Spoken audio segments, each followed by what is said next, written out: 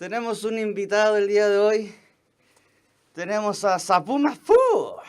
Nos va a acompañar en esta clase el día de hoy, queridos estudiantes. Llegaron por fin, ¿cómo están? Ya me puedo sacar esto porque no aguanto. No aguanto esto, no aguanto. Y ahora sí. Ahora sí. Soy yo nuevamente. ¿Cómo está, Sabu? ¿Cómo está la escuela básica, Celestín?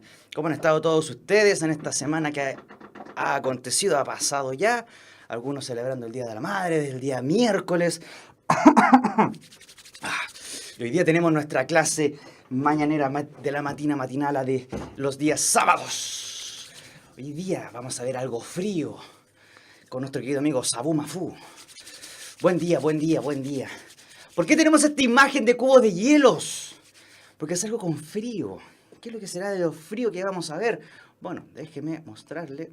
Porque lo frío es la Guerra Fría. Sí, señor, la Guerra Fría.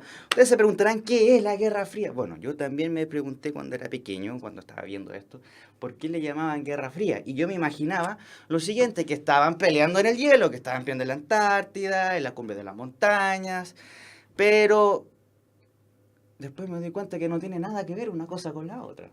Bueno, veamos entonces qué es lo que vamos a ver el día de hoy. ¿Cuál sería nuestro objetivo de hoy? ¿Qué va a ser? Conocer los antecedentes y las características del periodo comprendido entre el fin de la Primera Guerra Mundial y el fin de la Segunda Guerra Mundial y la caída de la Unión Soviética. Vamos entendiendo un poco. Recordemos la clase pasada, vimos ya la Segunda Guerra Mundial. Vimos que la Alemania nazi se quiso expandir por el resto del territorio europeo, yendo conquistándolo, se expandió a Francia, bombardeó un poco Inglaterra, quiso tomar parte de Rusia hasta que se encontró también, por supuesto, con un invierno. Y bueno, comenzaron a caer hasta que la Unión Soviética termina dentro de Berlín. Hitler termina suicidándose y con eso se termina la Segunda Guerra Mundial. Recordemos también que Estados Unidos arroja una pequeña bomba en Japón. Pero es más recordado todo que Estados Unidos había ganado la guerra, pero en verdad quienes derrotaron a los nazis fueron los soviéticos. Recordemos eso siempre y lo vamos a tener como característica inicial de esta Guerra Fría. Porque sí, la Unión Soviética por un lado y Estados Unidos por el otro dieron fin a la Segunda Guerra Mundial. Y eso va a marcar un precedente para el periodo que sigue posterior. Veamos, contenido. Lo vamos a dividir en 4 puntos. El primero, ¿qué es la Guerra Fría? Tenemos que definir de qué vamos a hablar, qué cosa es la Guerra Fría, qué vamos a entender por Guerra Fría. Y para que luego nos vean su prueba y lean Guerra Fría, ustedes ya sepan qué periodo es el cual le están preguntando. Luego, ¿cuál es el orden mundial que hay en la Guerra Fría? Como en toda guerra, siempre hay por lo menos 2 bandos que se están enfrentando. Y aquí vamos a ver también la característica que no es un enfrentamiento directo. Recuerden, Primera y Segunda Guerra Mundial, las 2 potencias chocaban directamente. En la Guerra Fría no hay un enfrentamiento directo, sin embargo vamos a ver algunos casos específicos. Luego, ¿qué acontecimientos marcan este periodo de la Guerra Fría? Vamos a ver algunas guerras, alguna influencia que también ocurrió aquí en América y por supuesto en nuestro país, en Chile. Sí, Chile también se vio afectado por esta Guerra Fría. Y luego el cuarto punto sería, ¿queda algo de la Guerra Fría en nuestro tiempo? ¿Quedará algún tema pendiente, entre comillas pendiente, que viene desde esta época de la Guerra Fría? Bueno, eso es lo que vamos a ver a día de hoy. Voy a moverme un poco más para acompañar a mi querido Lemur. Y prosigamos entonces, primero, a ubicarnos temporalmente. Recordemos que habíamos visto esta línea de tiempo. Y habíamos partido con la prehistoria, la edad antigua, la edad media, la edad moderna y la edad contemporánea. Bueno, hace rato que ya estamos en la edad contemporánea, primero partimos con la Segunda Guerra Mundial y ahora estamos viendo la Guerra Fría. Entonces, veamos. ¿Qué es la Guerra Fría? ¿A qué me suena Guerra Fría? Obviamente con frío es algo helado, algo que no es cálido. Pero en este caso lo vamos a considerar como un periodo histórico, por supuesto, que va entre el fin de la Segunda Guerra Mundial, 1945, y el fin de la Unión Soviética, cuando el bloque soviético, el bloque socialista del mundo, se termina derrumbando. Como decía Eric Hobsbawm, los socialismos reales caen. Tenemos entonces la Alemania nazi, la Unión Soviética, y cuando termina la Segunda Guerra Mundial, recuerden esto, ¡pum! Se acaba la Alemania nazi y se fortalece la Unión Soviética. Y bueno, este periodo termina cuando desaparece la Unión Soviética. Espero que haya sido bastante gráfico para que puedan entender más o menos qué es la Guerra Fría. Primero, el periodo que va entre el fin de la Segunda Guerra Mundial, ahí, ¡pah!, termina la Segunda Guerra Mundial y ¡pum!, desaparece la Unión Soviética. Ese es el periodo de tiempo. Luego tenemos, a ver, arriba, acá. Ahí sí. Tenemos por un lado la República Federal Alemana, con Estados Unidos, Reino Unido y Francia, y por el otro lado tenemos a la República Democrática Alemana con la Unión Soviética. ¿Cómo está Camila Gutiérrez? Muy buenos días. Y lo que íbamos mencionando es que el mundo, en este momento, ya cuando termina la Segunda Guerra Mundial y llegan por un lado los soviéticos y por el otro lado llega el otro resto de países de los aliados, se encuentran en Alemania. Y desde ese momento, el mundo se divide en dos. ¿Cómo lo tenemos aquí? Un bando dirigido en este caso por Estados Unidos y el otro bando dirigido por la Unión Soviética. En otras palabras, capitalistas contra los comunistas. El mundo está dividido en dos. Aquí tenemos a nuestro querido Cito y nuestro querido amigo Yankee, donde vamos a ver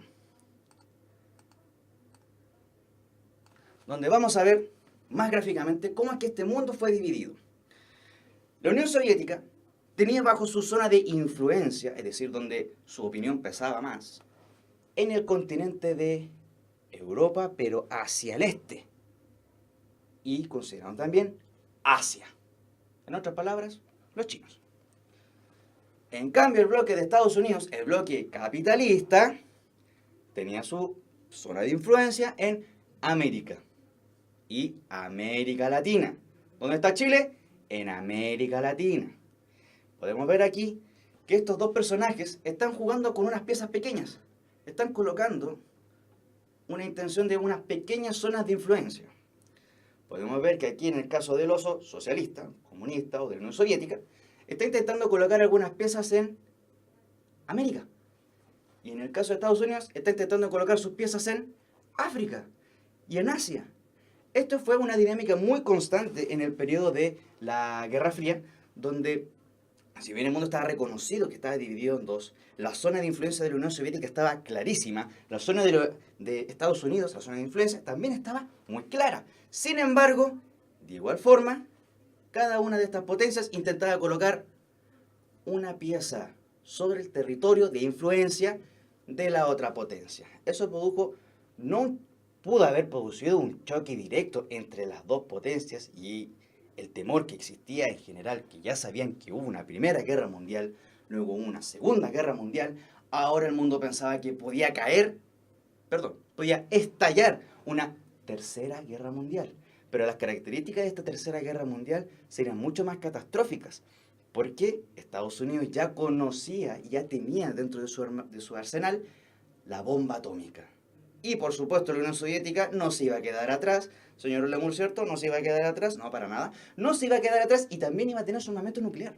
Entonces el mundo vivía pendiente de lo que fuera a ocurrir entre estas dos potencias, que podía estallar una Tercera Guerra Mundial con consecuencias atómicas. Tenemos entonces, Estados Unidos y la Unión Soviética dividen el mundo en zonas de influencia y el mundo temía una Tercera Guerra Mundial, pero esta vez con un armamento nuclear.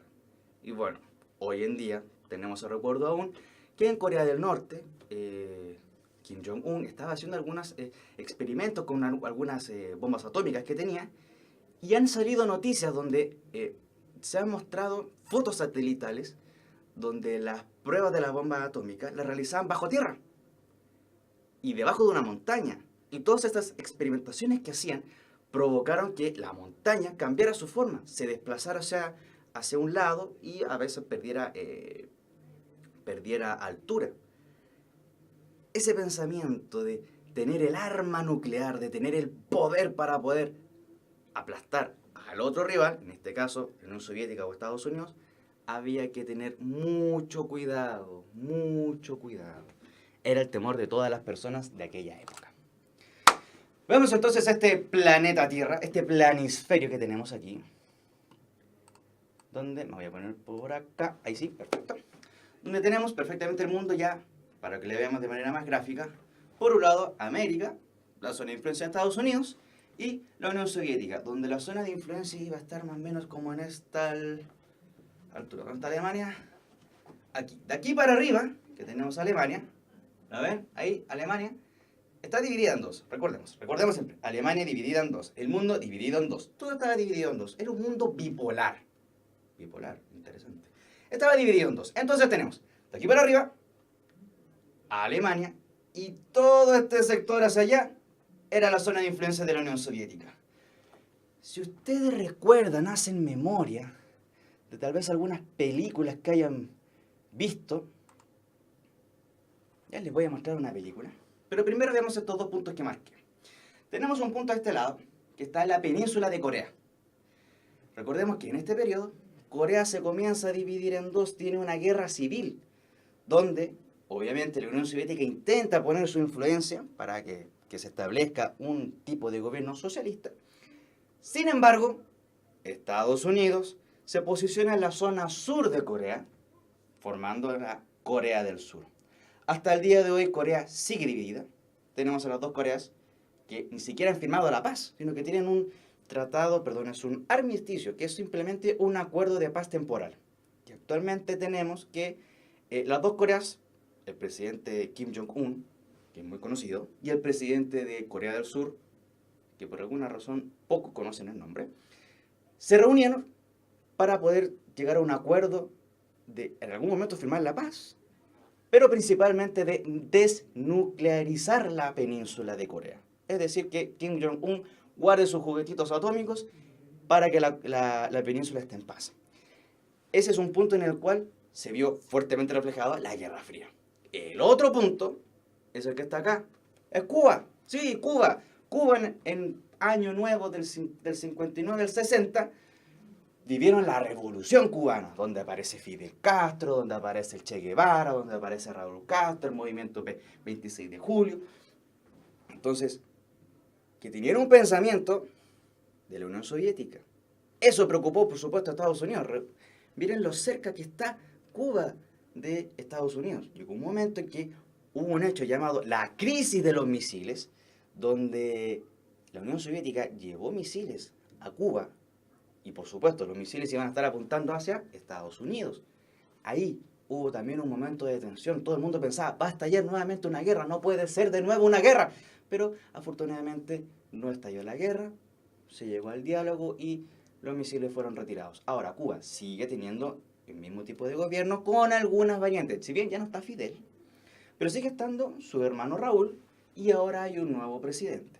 Ya lo vamos a ver un poco más de detalle de ese periodo, de ese país mejor dicho. Ahora sí, ¿recuerdan a John Salchichón Rambo?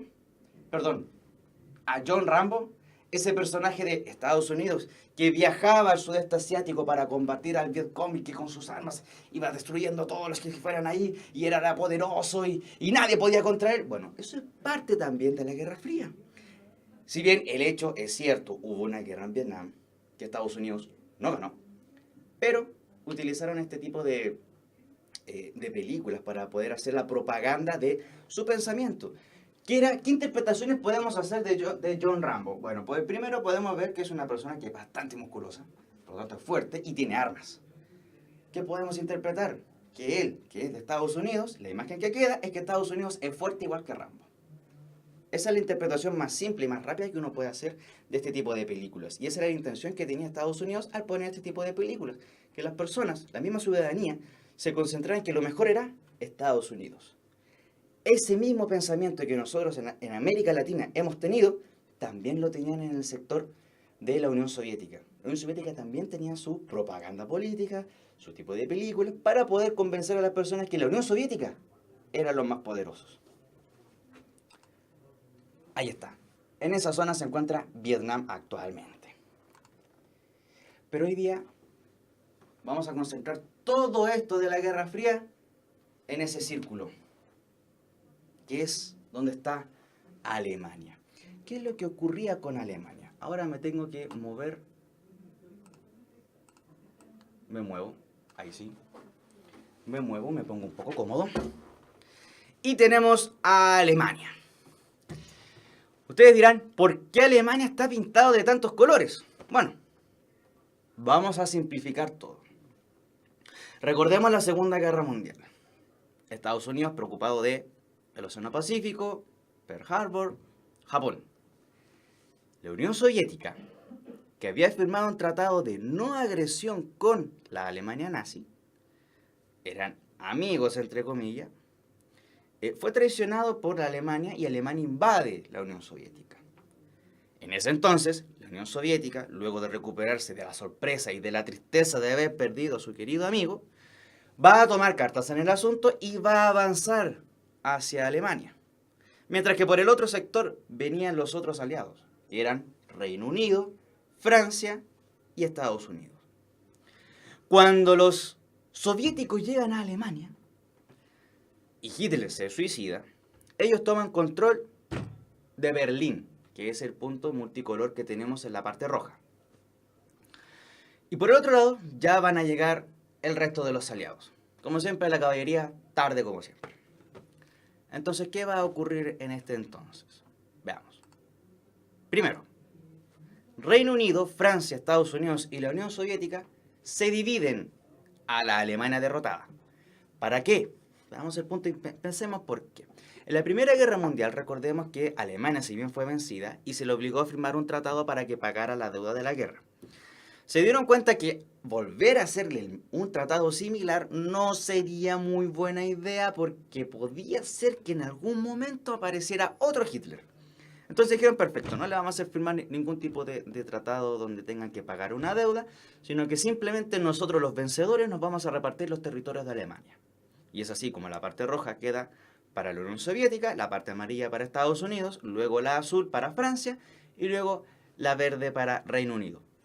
Finalmente, luego de unos cuantos años, Francia y Reino Unido deciden, ¿sabes qué? Estados Unidos no me está gustando esto de tener que estar manteniendo a estos alemanes, no.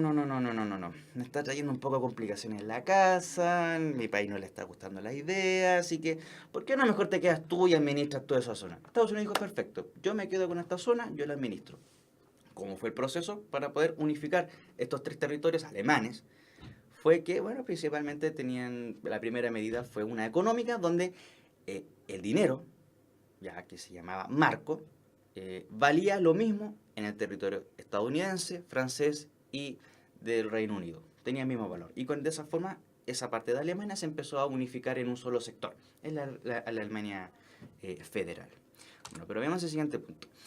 Junto con dividir el país alemán, también dividen la ciudad de Berlín, la capital de la Alemania que es hoy en día y la que siempre ha sido. Se divide en Alemania. Por eso el punto multicolor, que está allá, en el punto rojo, en la zona roja, que era Berlín, también es dividida y es dividida de la misma forma que fue dividido el país. Luego de esto, la Unión Soviética se empezó a percatar que tenía un pequeño problema.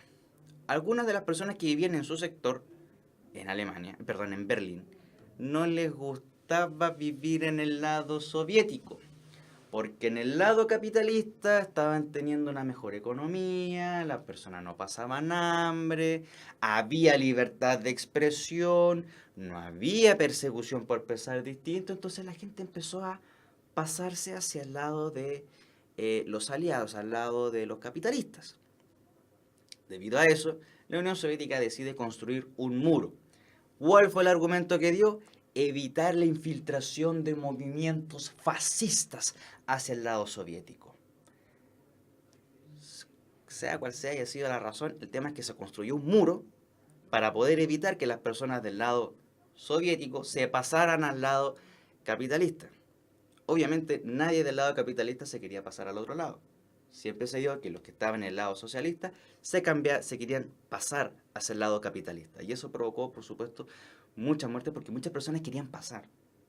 Y obviamente, para poder pasar de un país a otro, de una zona fronteriza a otra, hay que pasar por aduana, pasar pasaportes, que te lo timbren, que te revisen todos tus papeles. Ya, en este caso, lo que ellos quisieron hacer, si te intentas pasar a la mala, bueno, te va a llegar una bala en un sector no muy cómodo para que no puedas moverte nunca más. Siguiente punto, lo que les comentaba. Reino Unido, Francia y Estados Unidos finalmente unifican sus tres territorios y la convierten en la República Federal Alemana, mientras que la Unión Soviética consolida su sector como la República Democrática Alemana. Y aquí tenemos finalmente cómo es que se dividieron y quiénes quedaron a cargo de cada zona. La Unión Soviética por la República Democrática Alemana y por la República Federal Alemana quedaba Estados Unidos. La Alemania Federal o la Alemania Occidental o la Alemania Capitalista. Y por el otro lado tenemos a la Alemania Democrática, la Alemania Oriental o la Alemania Comunista o la Alemania Socialista o la Alemania del Este. Esas eran las dos Alemanas. Un solo país que estaba dividido en dos. Esto produjo finalmente que se expandió al resto del mundo y el mundo también, recordemos, quedó dividido en dos zonas. Dos zonas de influencia según este mismo modelo de Alemania. Aquí podemos ver una imagen donde podemos ver a el yanqui estadounidense con su escudo de Sudamérica y su lanza defendiéndose del ataque de la Unión Soviética que se defendía con su escudo de África y Asia, atacando también y defendiéndose, por supuesto, de Estados Unidos, el bloque capitalista. Podemos ver que en este tipo de caricatura el mundo está dividido entre el este socialista y el oeste capitalista. ¿Qué acontecimientos marcan este periodo? Vamos a ver entonces qué hechos ocurren. ¿Qué acontece? Primero, Estados Unidos y la Unión Soviética, falta agregar ahí, y la Unión Soviética nunca se enfrentaron directamente, gracias a Dios. Si no, el mundo tal vez hubiese sido destruido. Porque la bomba que arrojó Estados Unidos en Nagasaki e Hiroshima, en Japón, al finalizar la Segunda Guerra Mundial,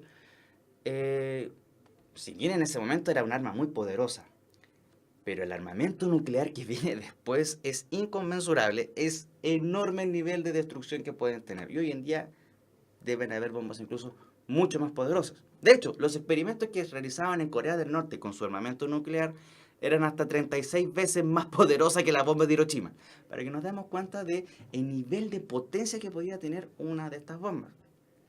Hay algunas páginas en internet donde usted puede ver, puede colocar en un mapa, ubicar un punto, por ejemplo Santiago de Chile, la plaza de armas, y usted elige un tipo de bomba. Supongamos, usted elige la bomba de hidrógeno y pone que va a estallar o implosionar en la plaza de armas. Esa página le va a mostrar el radio de destrucción que va a tener. La de Hiroshima tuvo un radio, es decir, el círculo donde afectó toda la explosión solamente, pero de un radio de 1 kilómetro. Ya. La bomba de hidrógeno es capaz de destruir toda la región metropolitana.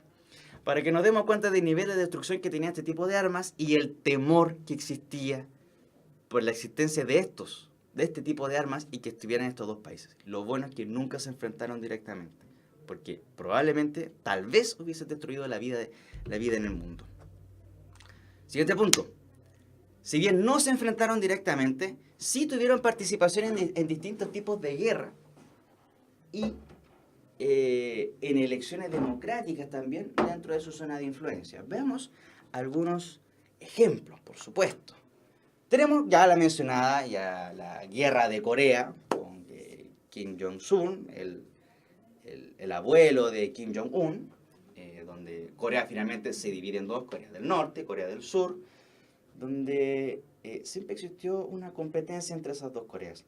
Si hemos visto algunos Juegos Olímpicos, o últimamente hubo un mundial de tenis de mesa, tocaba que se enfrentara Corea, la selección de ping-pong de Corea del Norte y la selección de ping-pong de Corea del Sur. Ya sabemos que los asiáticos son muy buenos para el ping-pong, pero en este caso ambos coreanos, ambos equipos decidieron no enfrentarse, porque estaban viviendo un periodo en el cual su líder y el presidente de la otra Corea se estaban uniendo para poder llegar a un acuerdo de pacificación. Y como símbolo decidieron no enfrentarse.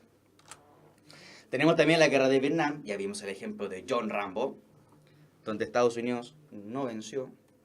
Recordemos también que en Estados Unidos surge este movimiento pacifista que decía que no querían ir a la guerra de Vietnam. Aparece también Muhammad Ali, que dice, yo me cambio el nombre, ya no me llamo Cassius Clay, sino que me llamo Muhammad Ali. También de forma de rechazo a lo que estaban haciendo en Estados Unidos de tomar, en este caso sería a las poblaciones más, a los hombres de los sectores más vulnerables y los enviaban a la guerra. Esa fue la mayor crítica que tenía Muhammad Ali, que decía, ¿por qué tengo que ir yo a la guerra si yo no tengo problema con los vietnamitas? ¿Por qué me van a mandar a mí? Ese fue un tema de protesta y por eso que viene también el cambio de su religión y de su nombre, por supuesto. La guerra de Vietnam. Segundo punto, la revolución cubana. La revolución de los pueblos latinoamericanos unidos por el trabajo, por los trabajadores y el socialismo. Vamos a construir el socialismo hasta la victoria siempre. Ese era el discurso que tenían para defender a la revolución cubana. Luego de la revolución cubana, recordemos que Estados Unidos establece un bloqueo económico a Cuba para que, porque no le convenía en verdad a Estados Unidos tener un centro, un país socialista tan cerca de sus fronteras. Y además podía ser que otros países de Latinoamérica se les ocurriera establecer un gobierno socialista. Entonces, para su propaganda no le convenía a Estados Unidos y ese es un ejemplo bastante claro que tenemos. El otro sería las elecciones presidenciales de Chile en 1970. Bueno, no solo de Chile, sino que también del resto de Latinoamérica. Pero colocamos este caso en 1970, y no solamente el 70, sino que también tenemos elecciones anteriores con Eduardo Frei Montalva. Dicen por ahí algunas malas lenguas que Estados Unidos se metía la mano al bolsillo y le empezaba a entregar dinero a distintas campañas presidenciales para que pudiesen ser electas, y que no saliera el yugo marxista, que no salieran los socialistas. En cierto modo sí les fue resultando. El problema fue que no tenían idea de la estructura política que tenía Chile, que cada vez iba yendo avanzando, independiente de quién estuviera en el gobierno, iba cada vez más avanzando hacia un estatismo, donde el Estado tira el control de todo. Y bueno, ¿qué tipo de gobierno es el que tiene el control? O sea, ¿qué tipo de gobierno es el que tiene, el Estado tiene el control de todo? Bueno, particularmente uno de esos es el socialista. Y bueno, fueron cimentando el camino para que luego en el 70, por cuarta vez consecutiva, Salvador Allende se postula como presidente y en este caso, según las normas de la época, él es electo. Y luego, por supuesto, tenemos el golpe de Estado realizado en Chile en 1973. ¿Por qué hablamos de golpe de Estado? Porque un golpe de Estado es un movimiento que se busca sacar a quien esté en el gobierno para poner a otro gobierno. Ese sería un golpe de Estado. No tiene ninguna ideologización, sino que simplemente una definición objetiva. Golpe de Estado es sacar o derrocar al que está en el gobierno para poner otro tipo de gobierno. ¿Qué fue lo que ocurrió en nuestro país en 1973? Bueno, ya sabemos que los 17 años posteriores fueron bastante... Que bailo reggaetón, le bailo reggaetón. Ya, sigamos por favor. Otro tipo de escenarios donde se enfrentaban. Había competencias internacionales. ¿Cómo cuál? Vamos a estar. El medallero olímpico. Hasta el día de hoy, cuando vemos las medallas en los Juegos Olímpicos, siempre ponen, a ver, ¿quién está primero? Ah, está Estados Unidos. Y siempre preguntan, ¿dónde está Rusia? Bueno, ese pensamiento de buscar dónde está Rusia, que era la Unión Soviética antes, se buscaba porque existía esta tradición de buscar quién tenía más medallas, si la Unión Soviética por un lado o Estados Unidos por el otro. También existía la competencia por los Miss Universos. Sí, Chile tuvo una Miss Universo, la Cecilia Boloco, la Boloco Cecilia.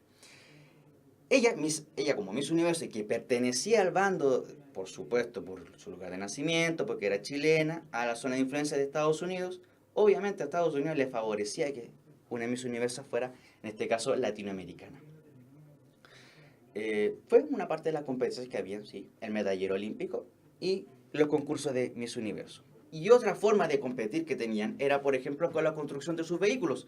Tenemos aquí un Dodge Charger potente, con un enorme motor que gastaba mucho combustible y una forma también de demostrar que si bien gastaba mucho combustible y era bastante fuerte, era una forma de demostrar que Estados Unidos y su sistema era fuerte, era poderoso. Podía darse el lujo de tener un vehículo así de costoso, así de poderoso, porque los recursos habían en exceso. Y la competencia obviamente más directa era, por ejemplo, con la marca Lada, una marca soviética que en la época del 90, que existían aún en Chile, aún he visto de estos Lada Samara, que siguen dando vueltas por Santiago, pero en el caso particular habían algunos taxis que eran Lada, que eran unos bastante cuadrados, andar en invierno en ellos era bastante cómodo porque no tenía frío, pero si andabas en verano te morías de calor. Tenemos que estos dos sistemas, uno capitalista que intentaba demostrar que era más fuerte porque podía darse esos lujos, y otro que era un vehículo, por supuesto, mucho más económico para que todas las personas pudiesen tener acceso a estos servicios. Donde la Unión Soviética intentaba demostrar más poder, el armamento. El armamento militar era donde la Unión Soviética intentaba demostrar mayor poder. ¿Qué otra más? Estaba la carrera espacial. ¿Quién iba a colocar primero a una persona en el espacio exterior? Recordemos que primero fue la perrita Laika. Bueno, por eso también les traje a mi querido Lemur, que él pensaba en ir al espacio, pero no sabe hablar, así que no puede ir.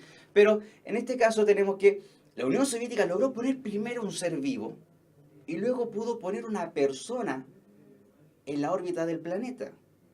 Y debido a eso, Estados Unidos se dio cuenta que si bien estaba ganando una guerra, una competencia por estos lados, pero se dio cuenta que prácticamente era como un juego lo que se estaba haciendo. Y la Unión Soviética en verdad se estaba tomando las cosas en serio.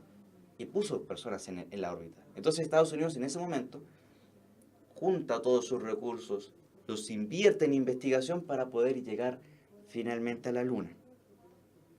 Dentro de todos estos acontecimientos que les he mencionado, es la forma en que se ejerció la Guerra Fría. Una guerra donde no hay un enfrentamiento directo, sin embargo, si hay un enfrentamiento, puede ser, por ejemplo, en una guerra civil como Corea, la guerra civil de Vietnam, o la cubana, o la influencia en las partes, en los temas políticos de cada país, incluso llegando a competencias internacionales. Entonces tenemos, luego finalmente, que llega a fines de los 90, perdón, fines de los 80, y tenemos que este muro, que es el muro de Berlín, vean este caballero, este rubiecito que está aquí, que está bastante contento porque dice, por fin se cayó el muro, no hay más muro. Bueno, ¿qué es lo que fue ocurriendo entonces? Les voy a mostrar. Primero, en esta época, ya a fines de los 80, los países socialistas estaban teniendo una enorme crisis económica. Les faltaba dinero, les faltaban recursos. Como les faltaban recursos, dentro de la misma política empezaron, por supuesto, a tomar acuerdos para poder terminar con estas políticas socialistas. Y en este caso, los alemanes terminan destruyendo el muro de Berlín, donde podemos ver que este lado, por supuesto, el lado occidental, la República Federal Alemana, se encuentra con sus hermanos de la República Oriental, la República Socialista. Tenemos el caso que este sector termina absorbiendo a la otra Alemania y convirtiéndose, manteniendo el nombre por supuesto, de la República Federal Alemana. En el caso rojo, en el caso socialista, tenemos que a fines de estos mismos 80 también tenía este problema, esta crisis económica, donde el presidente de esa época, que era el señor Gorbachev, presidente de la Unión Soviética, empieza a aplicar algunas medidas liberales para liberalizar la economía, para que las personas empiecen a participar de la economía, que fue conocida como la perestroika. Bueno, esta perestroika finalmente produjo que el país se fuera desintegrando económicamente. Su modelo socialista ya no estaba siendo efectivo porque ya estaba siendo cada vez más liberal. Y finalmente, en el 1991, el mismo presidente Gorbachev renuncia a ser presidente de la Unión Soviética, y con eso los distintos países se empiezan a independizar y vuelven a aparecer 15 países más, como Rusia, Letonia, Lituania, Estonia, Georgia, Ucrania. Todos esos países comienzan a independizarse. ¿Qué es lo que queda en nuestro tiempo? Tenemos el caso que ya lo habíamos mencionado, de Cuba, y la unión que tenemos ahora, o el tratado, intento de acuerdo que hay en las dos Coreas. Luego, actividad para una reflexión. Primero, pero por temas de que nos quedan 2 minutos, no vamos a poder realizar, pero aquí si gustan pueden tomar una fotografía donde estamos aquí con nuestro querido amigo Lemur, para que ustedes puedan tener tanto la pregunta como la respuesta posible. Si usted tenía otra respuesta, pero que tuviera los mismos puntos, estaría correcta. Por ejemplo, ¿qué es la Guerra Fría? Bueno, es un periodo histórico que va desde el fin de la Segunda Guerra Mundial hasta la caída de la Unión Soviética. Por supuesto, el muro de Berlín, donde el mundo estuvo dividido en dos bloques. Uno tenía, y el mundo, por supuesto, temía la caída, el estallido de una tercera guerra mundial. ¿Cuál era el orden que tenía la Guerra Fría? Por supuesto, era un mundo dividido en dos bloques. Uno capitalista, con influencia por Estados Unidos, y uno socialista, que estaba influenciado por la Unión Soviética. El tercer punto que teníamos era qué acontecimientos marcaron el periodo. Intervenciones de las potencias en asuntos internos de cada país. Por ejemplo, la guerra de Corea, la guerra de Vietnam, las elecciones presidenciales de Latinoamérica, por ejemplo. También hubo muchas otras intervenciones que ocurrieron en Asia, por ejemplo, en el caso de Afganistán. Recordemos, Al-Qaeda, bueno, Al-Qaeda surgió también en este periodo. La Unión Soviética entra a Afganistán y Estados Unidos también intenta apoyar a los que estaban en contra de esta invasión soviética. Entonces empieza a armar grupos paramilitares y dentro de ellos Al-Qaeda. Luego de unos 20 años después, ¡pum!, Torres Gemelas. Bueno, siguiente punto. Cuarto punto. ¿Queda algo de esta Guerra Fría? Bueno, de esta Guerra Fría lo que nos queda, por supuesto, son las tradiciones de esa vieja rivalidad entre Estados Unidos y ahora Rusia. Pero lo que nos queda es que aún existen algunos sistemas soviéticos de aquella época que fueron apoyados por la Unión Soviética, como es el caso de Cuba. Pero Cuba ahora está abriendo su mercado y está abriendo las libertades humanas, de los derechos humanos. Ya hay un cambio de gobierno. Es casi lo mismo, pero por lo menos hay un cambio. Y el otro punto es que las Coreas están en un proceso de negociación para poder finalmente firmar un tratado de paz, un tratado definitivo. Y quién sabe, en una de esas puede ocurrir lo mismo que ocurrió con Alemania, que estaba dividida en dos y luego se reunifica en un solo estado. Ojalá Corea tenga el mejor resultado para que todos puedan vivir de la mejor manera. Bien, chicos, ha terminado esta Guerra Fría. Mejor me empiezo a abrigar porque en verdad está un poquito helado aquí ya. Y les deseo que estén muy bien. Hemos cumplido con nuestro querido horario. Les deseo que estén muy bien. Será hasta la próxima semana. Luego tendremos otra visita de otro personaje que nos acompañe en estas clases. Les deseo que estén muy bien. Cuídense, por favor. Nos vemos la próxima semana. Bueno, si ustedes quieren, Dios quiere, yo quiero, no me enfermo, no nos pasa nada, no hay marcha, no se muere un pato. Que estén muy bien, chiquillos. Que les vaya muy bien. ¿Dónde está esta cosa? Ahora sí, que estén muy bien. Hasta luego, chiquillos. Que estén muy bien.